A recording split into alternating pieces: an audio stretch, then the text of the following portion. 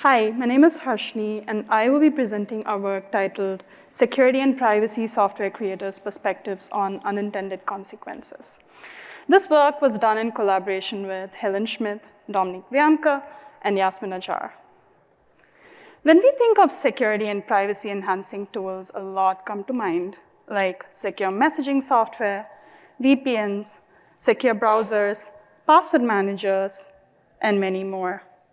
Security and privacy software is created to protect users from attacks, guard their privacy, and keep their communication confidential. Developers make decisions and trade-offs based on time, resources, knowledge, and priorities. What developers think and how they consider their users has a high impact on their products. And depending on these considerations, software can have unintended consequences. And unintended consequences is a term that's been around since the 1930s, and it's defined as the unforeseen outcomes of purposeful actions. And in this case, they can be development decisions. And they may be anticipated or unanticipated, resulting in both positive and negative outcomes. And for security and privacy software, unintended consequences can be including marketing strategies that overstate the functionality of software, for example, VPNs that's been marketed by influencers all over social media, propagating misinformation, using the software for criminal activities such as the proliferation of child sexual exploitation material, lack of usability, which sometimes can lead to users abandoning products, which leads to less security than intended. And systematic frameworks were developed by the human-computer interaction, AI, and broader computer science communities to help developers anticipate and mitigate unintended consequences and uphold ethical development practices. And usually these are checklists or lists of risks that are used to probe development teams to consider various risk factors that can come out of the use of software. But prior to our research, there was little knowledge about whether these are helpful or adopted by the developers in our community. Therefore, in our research, through an interview study with security and privacy software developers, we empirically investigated the attitudes and practices concerning unintended consequences. We also explored if and how developers anticipate, reason about, and mitigate them. We also identified facilitators and blockers in systematically considering and addressing these unintended consequences.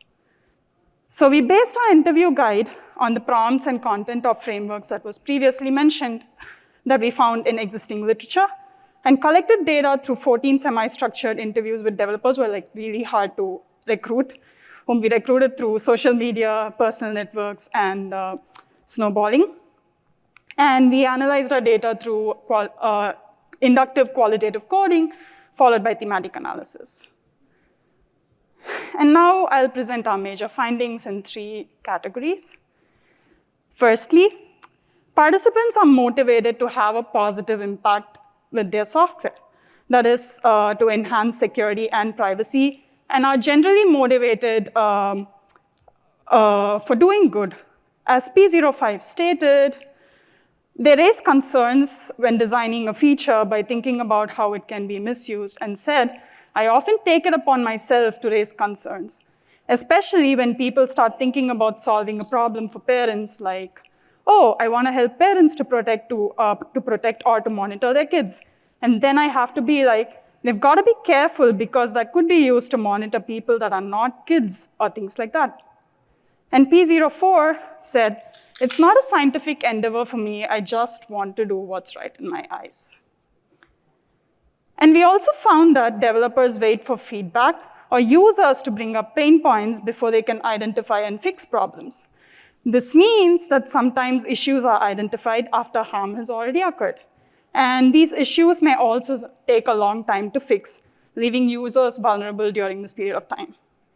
As P07 stated, through feedback collection, where we learn about main pain points our users have and we have, sometimes these are not easy problems to fix.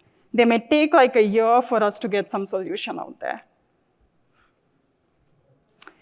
And we find that participants were also enthusiastic and wanted to contribute positively to their users, with a strong focus on improving privacy, security, and also usability, which was an increasing interest. And P09 stated that the key problem is surveillance. Corporations and states tend to spy upon their customers and citizens. However, they inadvertently overlook other harms that may occur due to their focus being predominantly on privacy and security, as our interviews showed that participants often did not think about other negative impacts until they were probed. And some aspects are not just a priority, and through our interviews, we identified that this could be due to a lack of awareness or an issue with resources when they actually knew about issues like accessibility or access barriers that can lock out users without any technical knowledge. And sometimes people also did not think about disempowerment of users, mental health impacts, biases, and most often they were not huge concerns until we actually probed them to think about it. As P09 stated, it's not accessibility first in general. Mainly, I would say, because of a lack of specific training in the developer community towards these needs. And participants, and one of the blockers we identified was that participants did not think of these issues that could affect their users because their intentions are good in the first place, or in the other words, they create the software to protect users from harm. Therefore, there could be no other negative impacts.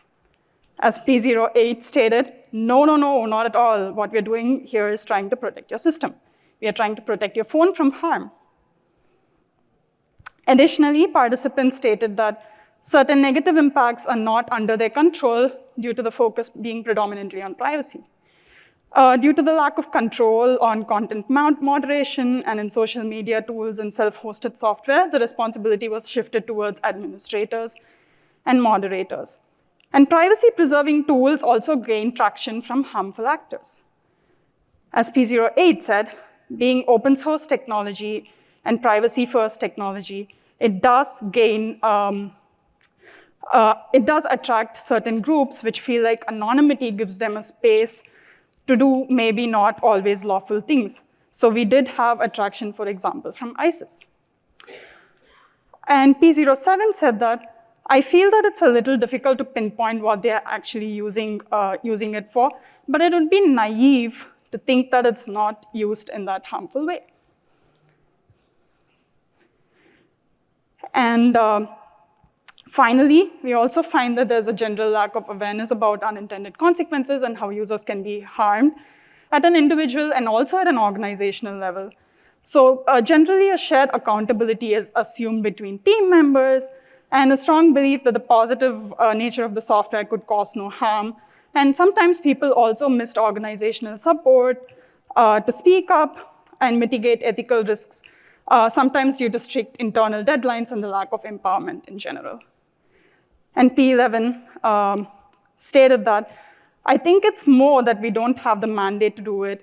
We don't really have the organizational buy-in to stop feature from rolling out due to a perceived ethical risk. There's no one who really has a full-time job title to think about ethical issues. And now, I'll summarize some major problems and provide recommendations based on them. First, the problem is that we collect ethical debt by not anticipating negative consequences during development. And ethical debt is the idea that when software development teams lack oversight for ethical and societal implications of their work, they may create harm that will have to be addressed at some point in time later.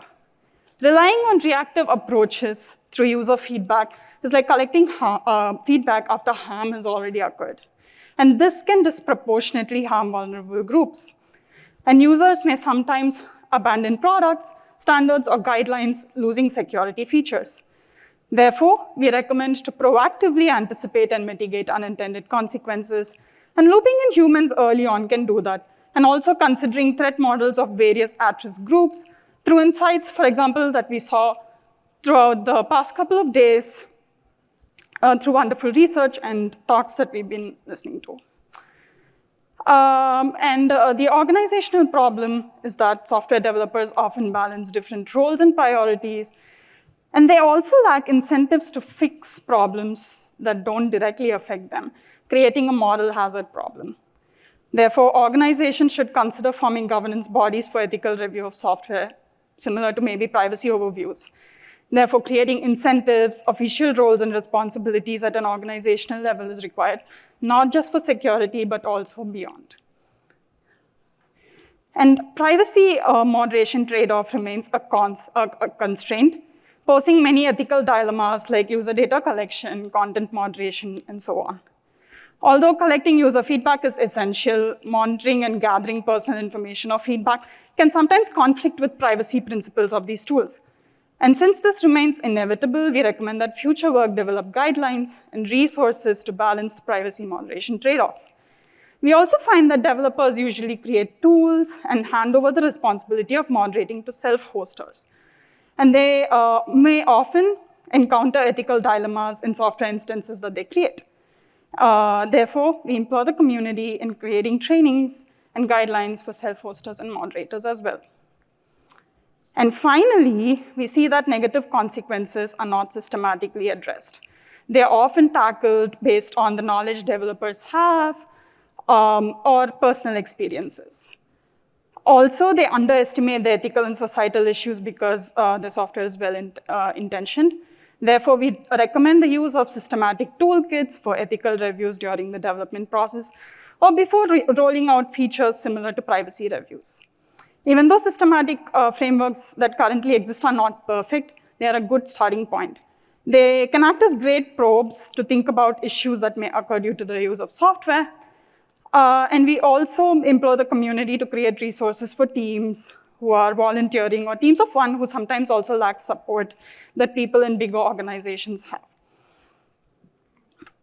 Therefore, to summarize, we saw that not considering unintended consequences during development of software and guidelines can negatively impact software and its users, often resulting in less security than intended.